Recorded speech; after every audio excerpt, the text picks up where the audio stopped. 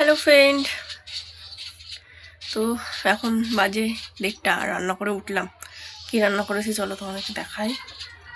তো এই যে গরম গরম ভাত, এখানে দেখতেই পেরেছে। এই যে ডিমের কারি, ডিমের তরকারি, এখানে আছে আলুর চোখা, আর আছে পেঁয়াজের ডাল। তো আজকে দুপুরবেলায় এটাই রান্না করেছি।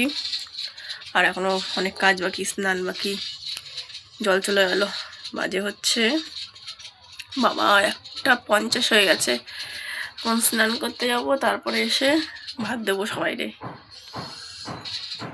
তো এগুলো এখন ঢাকা দিয়ে দিই, নাহলে আবার কি পড়বে। মশা টশার খুব উৎপাত বেড়েছে, নাহলে খাওয়া বেরিয়ে যাবে। এদিকে দেখো বাসন টাসন সব ছড়ানো, এখন গুছাবো। এগুলো গুছিয়ে বাসন মাজবো, স্নান করবো।